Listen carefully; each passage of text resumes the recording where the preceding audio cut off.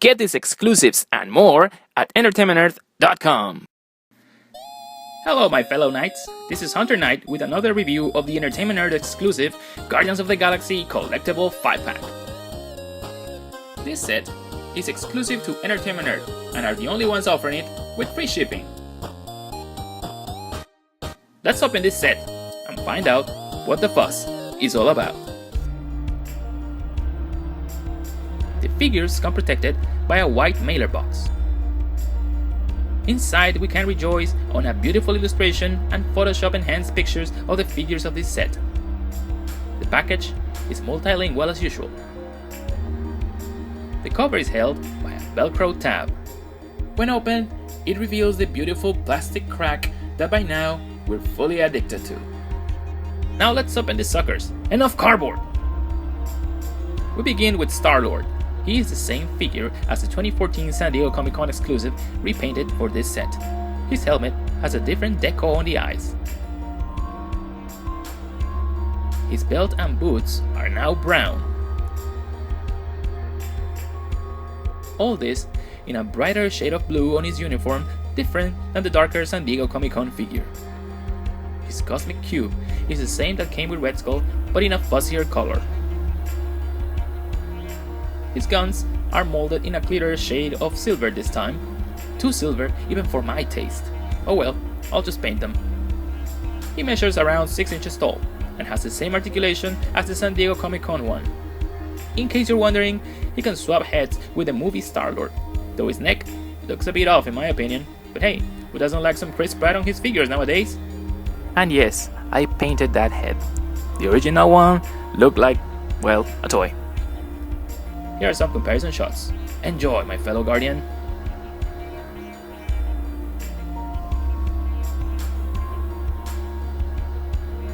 Next up is Gamora. At last, a comic book inspired Gamora. She uses the Miss Marvel buck, including the head.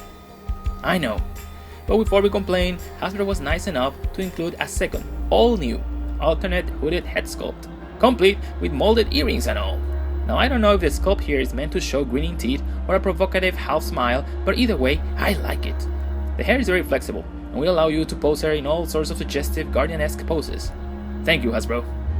She comes with Black Knight's sword. Yeah, remember? That guy from the ugly days when Marvel Legends was a bad acid trip. She comes with 2 options for displaying her, with a fabric poncho or a plastic cape. And either head is suitable for that endeavor.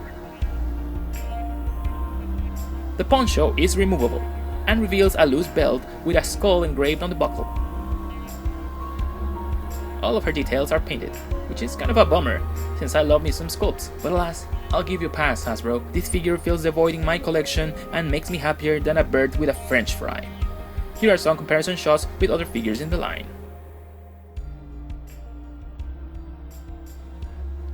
Let's continue with Drax. Now this is how you do a kit bash. Bravo! He is a vast improvement over the rakitic figure we got in 2012. He is a complete kit bash, and by that, I mean complete! See? His head belongs to Radioactive Man. His torso is from Sentry, Luke Cage, etc. You get the idea. His hands and cuffs are from Strife. Yeah, look at them. They are just cleverly painted to deceive you, Kimosabi. And finally, the pants. Well, they are from movie jobber Batista Drax, but decoed in such a clever way they look brand new. Now he truly looks like a destroyer. He comes with 2 sets of knives, and yes, they belong to somebody else too. The small ones are from movie Drax, and by default, he can store them on his boots, and the bigger ones were donated by Warpath. The best thing on the figures of this set is the vast range of display options you have, and Drax is no different. You can remove his hands and bracers to then pop these alternate ones. Bam! Instant classic Drax! You can even use the knives from Famishing Drax and put them there. Killer! His skin tone and paint job are lighter. He doesn't have the dark shadings the decrepit Drax has, but I really don't care. This to me is my main Drax. Behold his coolness in these comparison shots.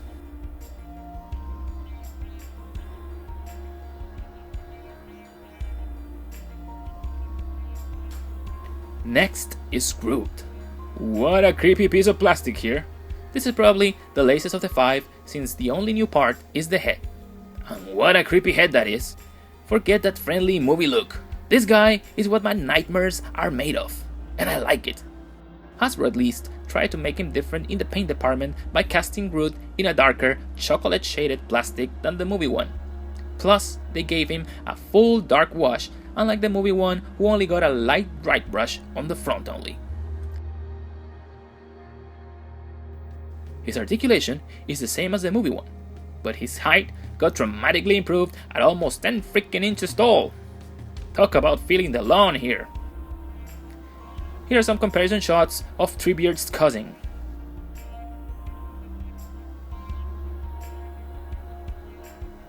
Finally, we get Rocket. Okay, he uses the same body mold as the build-up figure from years past, but with a different head. He has brighter colors on his face, red eyes instead of gold, and a brown belt. His uniform is also a light kind of blue and matches well with the StarLord from this set. Okay, this guy doesn't have an articulated jaw unlike his compadre from years back, but I get it, budget constraints.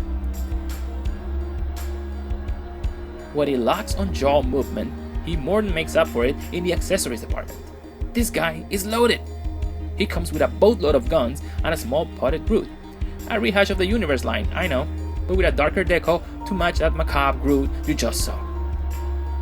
He comes with his regular gun, Agent Coulson's gun, which he holds with difficulty. He also includes a mid-range blaster rifle that will have you running when trying to scare him off the trash cans. He fits perfectly with either movie Groot or the ghoulish version in this package. You can also share his guns with his teammates in case you're feeling generous. Here are some comparison shots for your delight.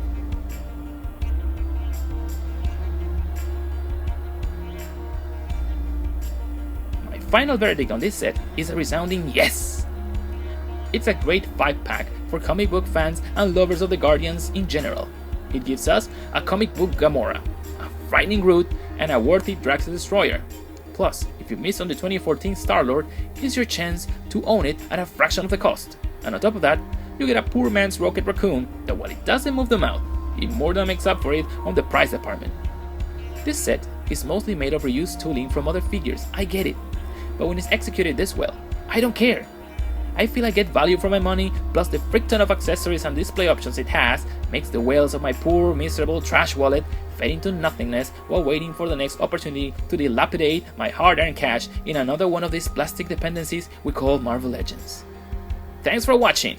If you enjoyed this video, I won't mind if you subscribe. I swear, I won't. This is Hunter Knight, signing out. Don't forget to like our new Facebook page, the Toy and Pop Culture feed, with the latest happenings in movies and pop culture, as well as the latest merchandise. Thanks guys. This is Hunter Knight, signing out.